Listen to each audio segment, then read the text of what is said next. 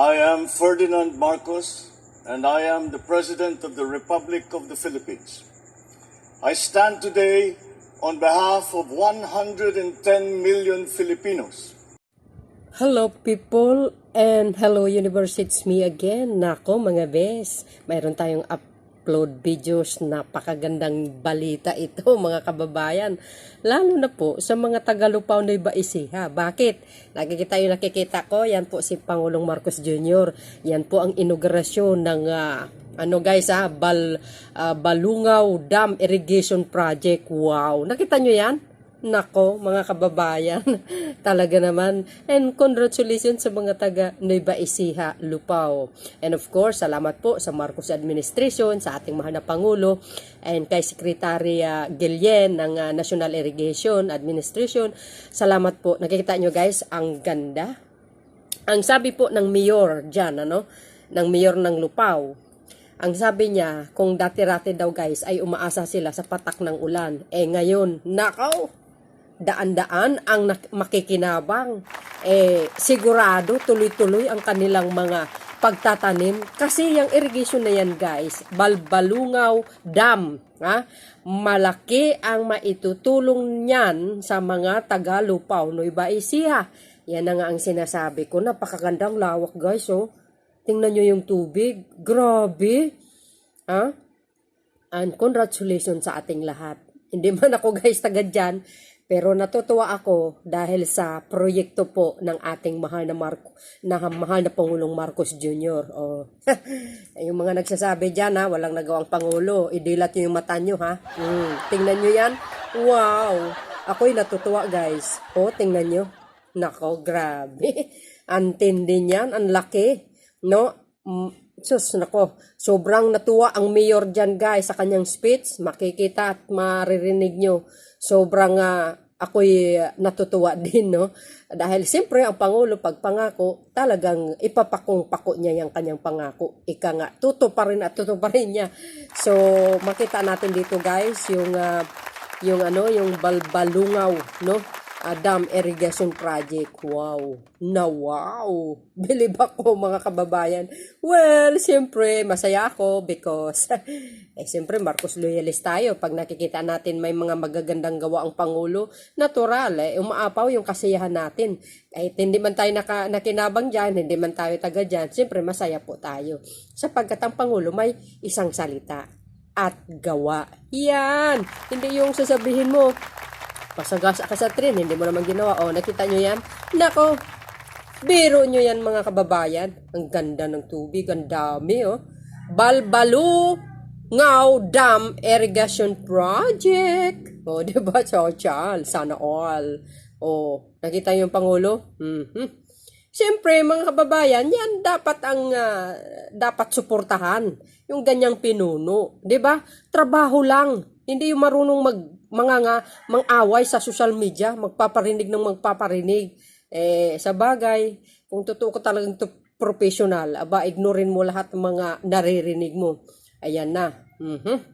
Siyempre, congratulations sa secretary ng NAIA and sa mga staff niya, sa mga employers na talagang nagpupursige sa pagpatupad ng project na yan.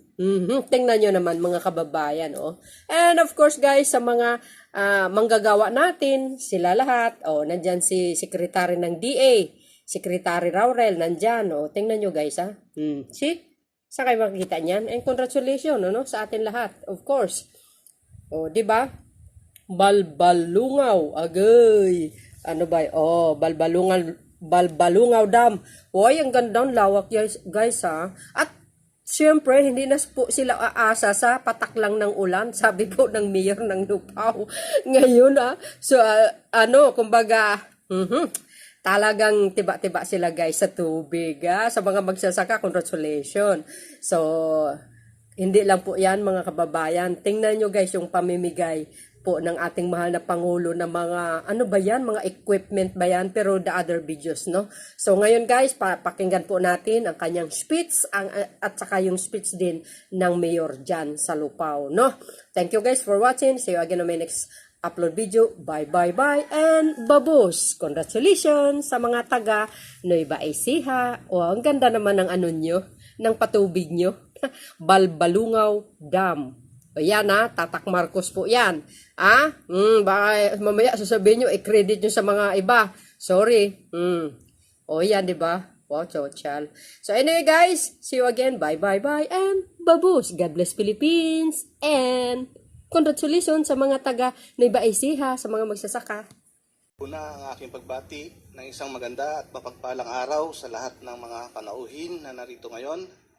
At lalong-lalo na po sa ating Pangulong Ferdinand R. Marcos Jr. Welcome po sa Bayan ng Lupao.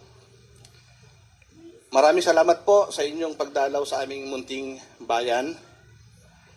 Ang mamayan po ng Bayan ng Lupao, sa pamumuno po ng inyong abang likod, ay taus-puso nagpapasalamat sa inyo sa pagkaloob sa amin ng isang proyektong lubhang kapakipakinabang sa aming bayan. Sapagkat ang aming bayan ay matatawag na isang agricultural town, na kung saan po ay pangunahing ikinabubuhay ng aming mamamayan ay ang pagsasaka. Nakakalungkot man po na ang lahat ng lupang sakahan dito sa aming bayan ay umaasa lamang sa ulan o tinatawag na sahod ulan, na kung saan isang beses lamang sa isang taon nakakapagsaka. Kaya naman po nang ipinagawa ang dam na ito, lubos ang aming kagalakan sapagkat alam namin na sa pagbubukas ng dam na ito ay kasabay ang pagbubukas ng bagong pag-asa sa mga magsasaka, sa mga barangay na makikinabang sa proyektong ito. Sapagkat magkakaroon sila ng pagkakataon na guminhawa ang kanilang buhay. Ang mga lupaing dati ay isang beses lamang sa isang taon natatamnan. Ngayon, sa pagbubukas ng dam, ay maaari silang magtanim ng second o kaya third crop na tunay na malaking tulong hindi lamang sa mga nasabing magsasaka, gayon din sa pag-unlad po ng Bayan ng Lupao. Sasamantalin ko na rin po namin ang pagkakataong ito upang muling lumapit sa inyong mahal na Pangulo na nawa ay patuloy pa na mapagkalooban ng aming bayan ng mga proyekto na makakatulong sa pagpapaunlad sa sektor ng agrikultura, upang sa gayon ay aming makamit ang buong potensyal ng mga lupang sakahan at mapaunlad pang lalo ang pagsasaka na siya pong papaangat sa pangunahing kabuhayan ng aming mamamayan, na tunay na makapagpapataas sa antas ng pamumuhay sa Bayan ng Lupao. Muli po, pakitanggap ang aming taus-pusong pasasalamat sa lahat po ng aming mga bisita, lalong-lalo na po sa ating mahal na Pangulong Ferdinand R. Marcos Jr. Mabuhay po kayo. Maraming salamat po at welcome po sa Bayan ng Lupao. Ladies and gentlemen, esteemed guests, beloved farmers, representatives from the local government units, DA and NIA family, and our distinguished guest of honor, His Excellency President Ferdinand R. Marcos Jr., a heartfelt welcome to this momentous occasion. Today, we celebrate an important victory that we all work hard for. Today, we inaugurate the Balbalungaw Small Reservoir Irrigation Project, covering 967 hectares in Lupao, Nueva Ecija, and benefiting around 560 farmers. This project will increase the productivity of the land of around 560 farmers, enabling them to harvest more, earn more. In addition to this project will provide complementary opportunities for renewable energy, aquaculture, and tourism due to its unique and strategic location. The project doesn't just end with the construction of the dam. In the future, it will also have hydropower components installed. Alongside the dam construction, almost 1,000 hectares of watershed areas will be rehabilitated and implemented. The project's management will be joint effort of NIA communities from various government unit agencies, LGUs, NGOs, and other stakeholders. In addition to all of this, the project will play a significant role in addressing flooding issues and scarcity of domestic water supply in the region. Because of the magnitude of the impact of this project, I would like to thank all of you for contributing to the successful completion of this project, and I would like to thank you in advance for all the benefits we will reap together from this project for a long time. Mr. President, I am honored to present to you this project as one of your showcase achievements in the pursuit of your first love among your top socioeconomic agenda, food security. We at NIA, together with our mother agency, the Department of Agriculture, are strongly united with your cause in increasing the quality of life of our farmers while securing the food supply and ensuring stability of prices that protect the purchasing power of all Filipinos. With just one project, with many benefits and complementary impacts, it is a testament to our commitment to multi-purpose projects beyond the traditional irrigation project types and designs. It is our concrete demonstration of our commitment towards holistic agricultural development championed by our Lupao farmers.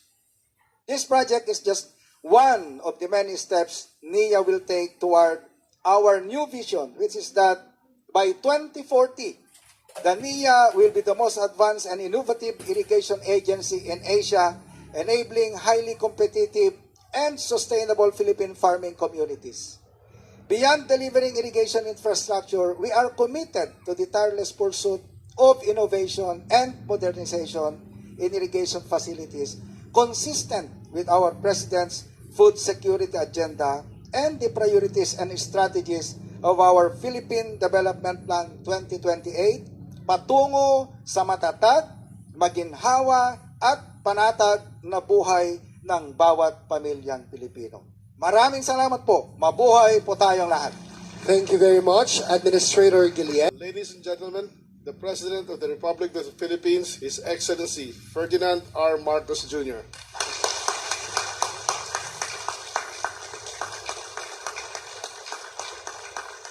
Thank you very much to our Agricultural Secretary. Please take your seat. Thank you, Agricultural Secretary, Secretary Kiko Laurel, for your kind introduction. Ang nagbigay sa atin ng konting briefing tungkol dito sa proyektong ito. Ang ating National Irrigation Administrator, Administrator Eddie Guillen, ang kasama natin sa legislatura na tumutulong sa ating mga ginagawa, is helping with the legislation that is necessary for all of the things that we want to do in especially in our response to climate change. Nueva Ecija 2nd District Representative Joseph Biolago, Lupao Municipal Mayor Alex Romel Romano, fellow workers in government, other distinguished guests, ladies and gentlemen, good morning. On this very important day, we inaugurate the Balbalungaw Small Reservoir Irrigation Project here in Lupao, Nueva Ecija. This is part of the continued efforts of the Department of Agriculture and the NIA to boost rice productivity in Nueva Ecija, which has now become the rice bowl of the Philippines. It shows this administration's steadfast commitment to develop modern infrastructure systems that will enhance our agriculture sector. Once fully operational, this multipurpose dam will provide irrigation for close to 1,000 hectares of agricultural land in Barangay San Isidro, Balbalungaw, Salvacion, Mapangpang, here in Lupao, benefiting about 560 farmers and their families. The dam will generate diversified income opportunities through increased crop yields, fish culture, tourism, and watershed management for environmental protection. It will likewise facilitate hydroelectric power generation and serve as a flood control mitigation infrastructure for the communities along the river for years to come. I enjoin all government agencies, local government units, and the private sector to coordinate towards securing the sustainability of water resources and the ecosystem that surrounds the reservoir. That the integrated watershed management plan serve as your guide in monitoring, protecting, and conserving the Balbalunga watershed to prolong the land's service lifespan. I also call upon the NIA and the Department of Agriculture to make sure that there is timely completion of the other facilities of the project, such as its hydropower, its watershed components, so that communities will be able to fully enjoy the benefits of the project. Anticipating the success of the BSRIP in transforming the province's lands into thriving hubs of productivity, we remain steadfast in our pursuit of food security, poverty reduction, and economic growth. As of December 2022, our nation has made significant strides, over 2.1 million hectares of our irrigable land, a testament to our relentless dedication to increase our irrigable lands around the country, to increase the production of our food products, to make sure that we have a secure food supply for our countrymen. We have generated around 25,000 hectares of new irrigation areas and restored nearly 9,000 hectares of irrigable land. We aim to establish more than 275,000 hectares of new irrigation areas to restore around 80,000 hectares of existing irrigation areas by 2028. On another note, I wish to emphasize that this project will also help address the effects of El Nino. We must be prepared to counter its effects, which may last until the second quarter of 2024. So we remind once again the DA and the NIA to immediately complete the construction of irrigation facilities as well as other supporting structures based on the needs of our farmers. We just had a briefing yesterday. Kasama natin ang ating DA Secretary, kasama natin ang ating NIA Administrator kahapon at yung mga iba't ibang departamento tungkol nga sa parating na tagtuyot sa darating na taon. At magsisimula ito, mararamdaman natin, ngayon nga mapatigil-tigil na yung ulan. At pag-umpisa na siguro ng Enero, ay hindi na masyadong uulan na talaga. Kaya't kailangan nating gawin ang lahat ng kaya nating gawin para tayo yung makapaghanda para sa ating magiging tagtuyot na baka umabot ng second quarter. Kaya't itong ganitong klaseng proyekto ay naging mas mahalaga pa at naging mas urgent pa. Kaya dahil kakaunti na lang ang ating natitirang panahon, binibilang ko, nasa helicopter ako, iniisip ko yung mga project na gagawin natin. Meron tayong 4 na buwan para tapusin lahat yan, maging operational lahat yan. Dahil ang ginawa kong deadline para sa ating mga departamento ay kako sa kanila, ang isipin natin, ano ba yung kaya nating gawing kaya nating matapos by April of next year. Nang sa ganon, pag dumating, pag Mayo, ay nandyan pa yung tagtuyot at hindi pa umuulan, ay meron naman tayong sapat na water supply, unang-una. Kasama na rin dyan, alam naman natin, kapag mababa ang tubig, nagkakaproblema sa kuryente, at maraming nagkakasakit dahil sa init. Kaya ang mga ospital ay kailangan natin paghandaan din, tiyakin natin na meron silang power supply, meron silang water supply, at lalo na sa malalaking syudad ay kailangan tiyakin natin na yung drinking water, hindi lamang yung drinking water, pero lahat ng tubig na hindi lang yung potable water, kung hindi lahat ng tubig na ginagamit, kailangan din natin tiyakin na kahit papano yung ating mga kababayan ay meron naman makukuhang tubig. At kaya yan ay naging napaka-importante, naging urgent nga itong sitwasyon na ito. Kaya nakakatuwa naman na makita natin na nabubuo na nating dahan-dahan ang ating mga proyekto upang bigyan, number one, bigyan ng sapat na patubig ang malalaking ektarya na sinasaka ng ating mga farmers, at bukod pa doon ay makapagbigay ng water supply kahit na hindi tayo nauulanan, kahit medyo mainit ang panahon at nasa dikit na tayo ng El Nino.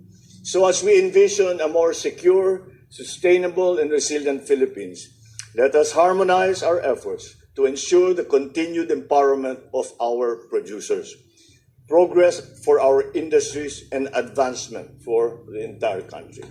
Sa ating mga magsasaka at mga mangingisda, ang inyo pong tulong sa pagpapaunlad ng agrikultura at ekonomiya ng bansa ay kailangan upang makamit natin ang bagong Pilipinas na ating pinapangarap. Umaasa akong patuloy kayong magiging kaagapan ng gobyerno sa pagbibigay ng mas masigla, maunlad at masaganang kinabukasan para sa bawat Pilipino. Mabuhay po kayong lahat. Ang mabuhay ang lalawigan ng Nueva Ecija. Muli, maraming salamat. Magandang araw po sa inyo. At Merry Christmas na rin and Happy New Year. Thank you, Mr. President. At this point,